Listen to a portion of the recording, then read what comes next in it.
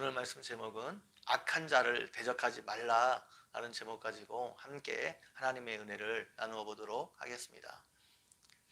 구약 시대에 동태복수법이라는 법이 있습니다. 일반적으로 탈리온법이라고 불리우는데 어떤 죄에 대해 동일하게 그 죄만큼 형벌을 가하는 것을 말합니다. 자신이 당한 만큼 똑같이 형벌을 가하는 것입니다. 출애굽기 21장 23절에서 25절 사이에 이에 대한 말씀이 나오는데, 그러나 해가 있으면 갑되 생명은 생명으로, 눈은 눈으로, 이는 이로, 손은 손으로, 발은 발로, 된 것은 된 것으로, 상하게 한 것은 상함으로, 때린 것은 때림으로 갚을지니라 말하고 있습니다. 하나님께서 이 법을 주신 것은 첫 번째로 인간의 생명을 보호하고 범죄를 예방하기 위해서 주신 겁니다. 절대로 복수를 정당화하기 위해서 주신 것이 아닙니다. 내가 다른 사람을 죽이면 너도 똑같이 내 생명을 내놓아야 하고, 내가 다른 사람을 멸시하면 너도 똑같이 멸시를 당할 것이기 때문에 죄를 함부로 범하지 말라, 이런 취지에서 이 계명을 주신 것입니다.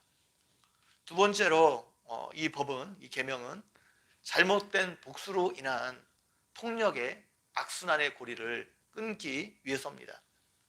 한 사람은 한 대 맞으면 복수할 때 절대로 한 대만 때리는 것이 아니라 한 대 이상을 더 때리게 되어 있습니다. 그러면 다른 쪽에서는 그것에 대한 복수를 또 하게 되어 있습니다. 이렇게 되면 폭력의 악순환이 되풀이될 수 있습니다. 이것을 막기 위해서 이 법을 주신 것입니다. 이 법은, 이 동태복수법은 우리가 가지고 있는 모든 법의 근간을 이루고 있습니다. 현대사회는 개인이 직접 자신에게 해를 가한 사람을 처벌할 수 없습니다.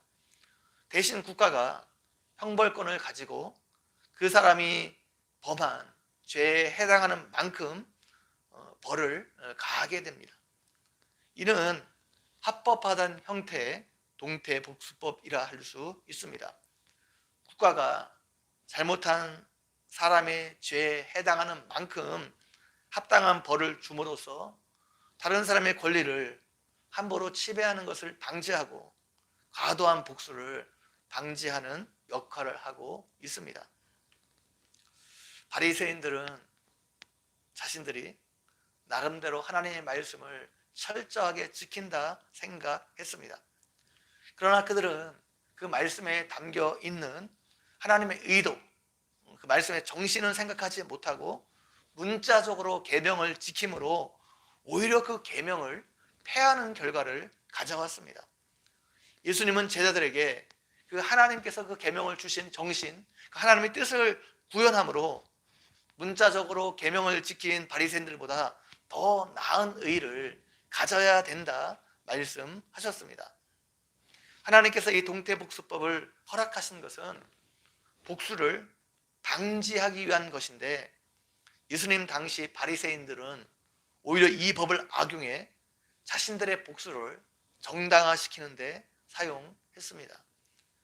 그들이 이 계명에 담겨 있는 하나님의 뜻이 무엇인지를 전혀 생각하지 않았습니다.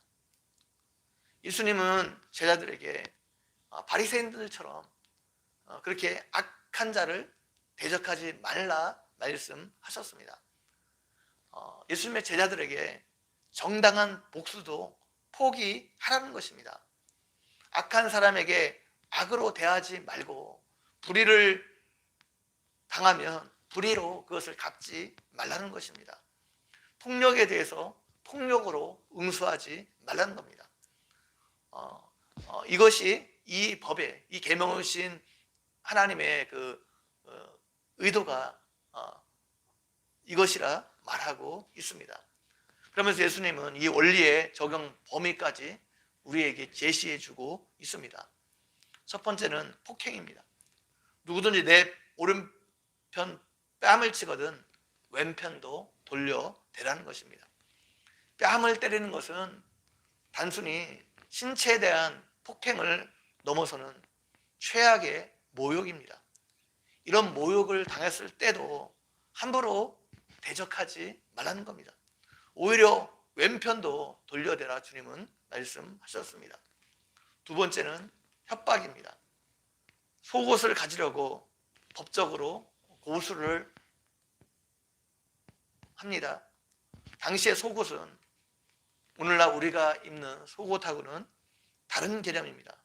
속옷은 오늘날 우리가 입는 편안하게 입는 일상복에 해당합니다. 맨살 위에 걸치는 그냥 옷을 말합니다. 겉옷은 외투를 말하는데 겉옷은 당시 가난한 사람들에게 가난한 사람들이 입을 대용으로 사용했습니다. 당시에 재판을 통해 속옷은 빼앗을 수 있지만 겉옷은 빼앗을 수 없었습니다. 율법에서도 해가 지기 전에 겉옷은 돌려주어야 된다 말했습니다.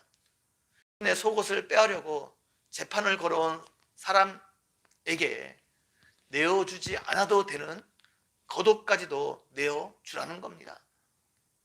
겉옷을 빼앗기지 않는 것, 이것은 마땅한 내가 갖고 있는 권리인데 그것마저도 포기하라는 겁니다. 세 번째는 폭력적인 강요입니다. 누구든지 너로 억지로 오리를 가게 하거든 십리를 동행하라 말하고 있습니다. 당시 이스라엘은 로마의 통치를 받고 있었습니다. 점령군인 로마군은 유대인을 강제로 징발할 수 있었습니다. 로마 군대가 필요하면 어떤 사람이든지 붙잡아서 그 물자를 운반할 수 있었습니다. 그런데 그 거리가 오리까지만 가게 할 수 있었습니다. 구레네 시몬에게 로마 병정이 예수님의 십자가를 지게 한 것도 이 법이 있었기 때문입니다. 그런데 예수님은 만약 누가 너로 강제로 오리를 가게 하려고 하면 십리까지 가주라는 겁니다. 네 번째는 염치 없는 간청에 대한 것인데 내게 구하는 자에게 주며 내게 꾸고자는 자에게 거절하지 말라는 겁니다. 누구든지 너에게 구하는 자에게는 무조건 주라 말씀하고 있습니다. 여러분, 우리가 예수님의 말씀대로 사는 것이 가능하다고 생각하십니까? 저는 아무리 생각해도 우리가 그렇게 사는 것이 불가능한 것처럼 보입니다. 예수님이 말씀하신 산상설교의 그 말씀대로 우리가 우리의 삶에 적용하는 것은 쉬운 일이 아닙니다. 오늘 본문에서 예수님이 말씀하신 대로 우리가 문자 그대로 산다는 것은 쉬운 일이 아닙니다. 예수님께서 오늘 본문의 말씀을 주신 것도 우리가 문자 그대로 살아라 말씀하신 것이 아니라 예수님께서도 구약의 말씀을 문자 그대로 사는 것, 그게 중요한 것이 아니라 그 계명에 담겨 있는 정신을 구현해 사는 것이 중요하다는 것을 지금 계속해서 말씀하고 있습니다. 마찬가지로 문자 그대로 이렇게 살라, 이것이 중요한 게 아니고 우리가 그 계명에 담겨 있는 우리를 대적하고 우리에게 함부로 하는 그런 사람들에게, 악을 행하는 사람들에게 함부로 복수하지 말고 원수를 갚지 말라.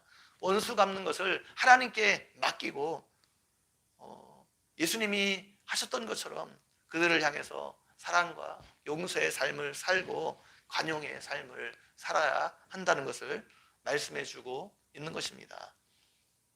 여러분이 이렇게 사랑과 관용의 삶을 살아감으로 여러분의 삶을 통해서 하나님께 영광 돌리는 삶을 살아가는 여러분 모두가 되기를 주님의 이름으로 간절히 축원드립니다. 한번 기도드리겠습니다. 하나님, 오늘도 말씀을 통해서 우리에게 은혜 베풀어 주신 것 너무나 감사합니다. 우리를 대적하고 우리를 함부로 하는 사람들에게 하나님 복수하지 말고 오히려 관용하고 또 용서의 삶을 살라 주님께서 말씀하고 있는데, 주께서 말씀하신 대로 하나님, 우리가 이 땅을 살아가면서 예수님께서 우리에게 하셨던 것처럼, 하나님께서 우리를 향해서 용서하고 그런 관용의 삶을 살았던 것처럼 우리도 예수님 닮아서 그런 삶을 살아갈 수 있도록, 그래서 그런 삶을 통해서 하나님께 영광 돌리는 삶을 살아가는 우리 모두가 되어줄 수 있도록 해주시기를 원합니다. 감사합니다. 예수님의 이름으로 기도 올려옵나이다. 아멘.